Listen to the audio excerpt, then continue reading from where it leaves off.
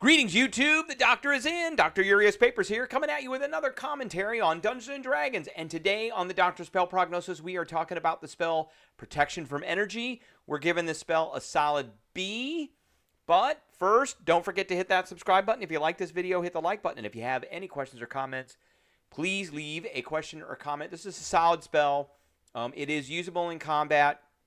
It's better used outside of combat when you know that you're going up against something that does a particular type of energy damage, or you're going to some place where there is a particular kind of theme of energy, like if you're going to the plane of fire, or you're going to the plane of air where it might be cold, or you're going to the plane of air where it might be lightning, or you're going to the plane of water where it might be cold, things like that. So it is usable by clerics, druids, rangers, sorcerers, wizards, artificers, forge domain clerics, circle of the land desert druids, oath of ancients paladin, oath of vengeance paladin, oath of glory paladin. So as you can see, there's a whole bunch of different classes that can cast this spell.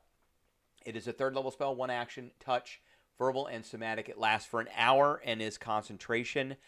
Personally, I think this should last more than an hour, and that is the major reason why I'm not giving it more than a B. It is a School of Abjuration spell, which is good for Abjuration wizards because it feeds into a couple of their abilities. So for the duration, an hour, or while you are concentrating, the willing creature you touch has resistance to one type of your choice: acid, cold, fire, lightning, or thunder, depending on what you're doing. If you're going up against a black dragon, pick acid. If you're going up against a red dragon, pick fire. If you're going to Icewind Dale, pick cold. If you think you're going to go up against something that does lightning damage, pick lightning. That's that easy. Now, just remember, this is resistance. It's not like damage resistance or damage lowering or anything like that. So resistance is half damage. And so I do want to point out one other spell that is very important to understand. And we have talked about this spell in the past. Absorb elements. So the question is, can protection of energy be used in conjunction with absorb elements? So, incoming energy, you have resistance to the triggering type until the start of your next turn. So, these do not stack. So, that is the problem. So, it's either this or this. If you've got this on, you're not going to be using this. That's the big thing. So, the next question that I ask about this, is it better to cast it on yourself, or is it better to cast it on someone else in your adventuring party? And that question depends on what's happening and what you're doing. I think it's always good to cast this as a support caster on one of the frontliners. There are a lot of classes in here that can act as frontliners as well. We'll talk about that in a little bit, so they could be casting this on themselves. But particularly if you think we're going to be going into a fight where they're going to be taking a certain kind of elemental energy damage, and you really want to make sure that they don't. Your barbarian, who happens to be a frenzied berserker, they are only resistant to bludgeoning, piercing, and slashing damage.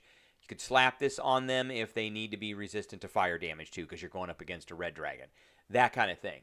So let's talk a little bit about the spells, the classes that can use this. And the first one that I brought up was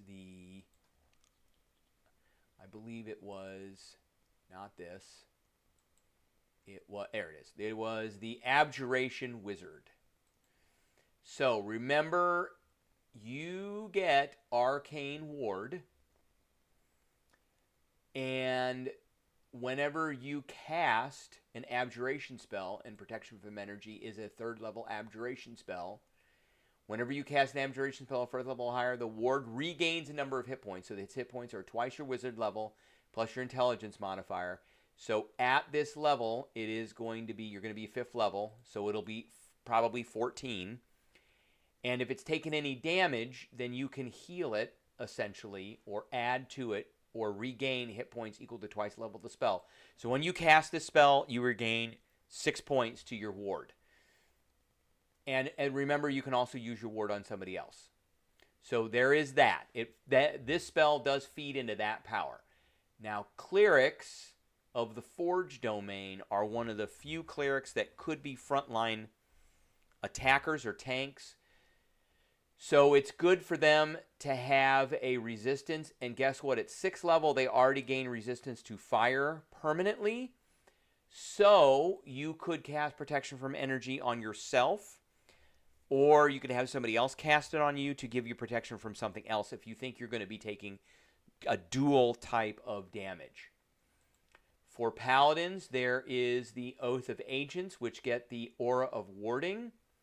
So this is a really powerful. Beginning at 7th level, ancient magic lies heavily upon you that it forms an Eldritch ward. You and friendly creatures within 10 feet of you have resistance to damage from spells. So you have this, and you could also have protection energy because you get that as a at 9th level, cast on yourself, or somebody else could cast it on you against an energy that you think you're going to be encountering that is not a spell. So there is that. There are Oath of Vengeance, and I'm pretty sure the reason that this is in here is it is to support them, because Oath of Vengeance paladins are very much frontline tanks or frontline strikers. There is the Artificer. Now, I like this spell for the Armorer Artificer, who artificers just have this on their particular list to begin with, and they're big giant tanks that are up front all the time. So it is really good for them to be resistant to energy. They could really get up front and really lock down a dragon, especially if they have the ability to fly. Now, there are a bunch of different character races that do have resistances to certain types of damage. I believe that Dragonborns do. So choose one type of dragon. Your breath weapon and damage resistance are determined by that type. So if you're a Dragonborn that can cast this spell, or somebody can cast it on you, again, you have a resistance, and you can have them cast it on you for a different resistance so that you have double resistance. And there are a number of other classes in here that have damage resistance, like Tieflings have damage resistance to fire, Aasimar have damage resistance to either necrotic or radiant. So, this is just in addition to that. All right, that's what I got for everybody today. I appreciate everybody tuning in, and I will catch everybody later.